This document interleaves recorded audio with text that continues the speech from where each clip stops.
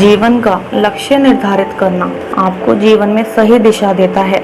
जीवन का असली उद्देश्य खुद को पहचानना और अपनी क्षमताओं को पहचान कर आगे बढ़ना होता है। लेकिन हमारे व्यवहार में ऐसे कौन कौन से गुण होने चाहिए जो हमें हमारे लक्ष्य तक पहुंचाने का सही रास्ता दिखा सके। आइए समझते हैं इस छोटी सी कहानी के माध्यम से, जो आपको आपके जीवन के लक्ष्य को प्राप्त करने का व्यवहारिक रास्ता बताएगी। आइए शुरू करते हैं। एक प्रसिद्ध ऋषि गुरुकुल में बालकों को शिक्षा प्रदान किया करते थे। उनके गुरुकुल में अनेक राज्यों के राजकुमारों के साथ साथ साधारण परिवारों के बालक भी शिक्षा प्राप्त किया करते थे। उस दिन वर्षों से शिक्षा प्राप्त कर रहे शिष्यों की शिक्षा पूर्ण हो रही थी और सभी बड़े ही उत्साह से अपने अपने घर लौटने की तैयारी में थे। जाने के पूर्व ऋषिवर ने सभी शिष्यों को अपने पास बुलाया। सभी शिष्य उनके समक्ष आकर एकत्रित हो गए। ऋषिवर ने सभी शिष्यों को संबोधित करते हुए बोला, प्रिय शिष्यों, आज आप सबका इस गुरुकुल में अंतिम दिन है। मेरी इच्छा है कि यहाँ से जाने से पूर्व आप सब एक दौड़ में सम्मिलित हों।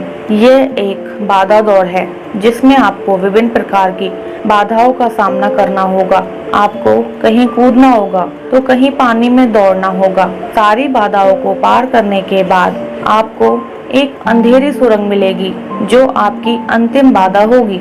उस सुरंग को पार करने के बाद ही आपकी दौड़ पूरी होगी। तो क्या आप सब इस दौड़ में सम्मिलित होने के लिए तैयार हैं? सभी शिष्य एक स्वर में बोले, हाँ गुरुजी, हम तैयार हैं। दौड़ प्रारंभ हुई।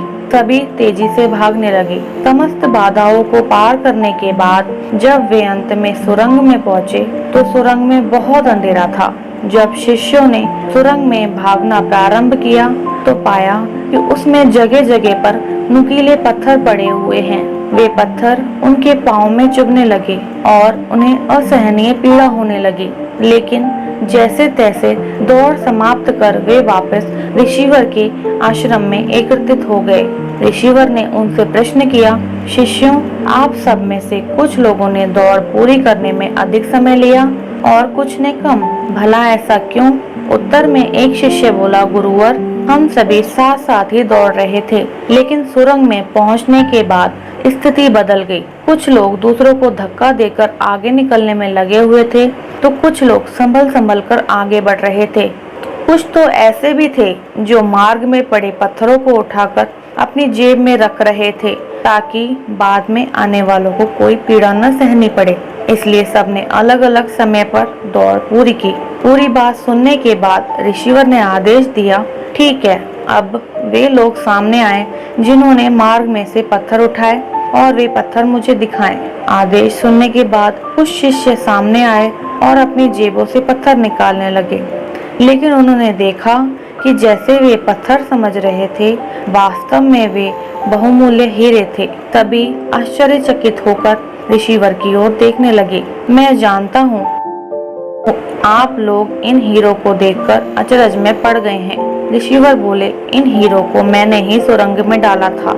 ये हीरे उन शिष्यों को मेरा पुरस्कार है जिन्होंने दूसरों के बारे में सोचा। शिष्यों, यह दौड़ जीवन की भागम भाग को दर्शाती है, जहाँ हर कोई कुछ न कुछ पाने के लिए भाग रहा है, किंतु अंत में समृद्ध वही होता है जो इस भागम भाग में दूसरों के बारे में सोचता है और उनका भला करता है। अतः जाते जाते यह बात गांठ बांध लें कि जीवन में सफलता की इमारत खड़ी करते समय उसमें परोपकार की ईंट लगाना न भूलें। अंततः वही आपकी सबसे अनमोल जमा पूंजी होगी। थैंक यू दोस्तों, मिलते हैं अगली वीडियो के साथ। तब तक के लिए खुश रहिए और अपना ख्याल रखिए।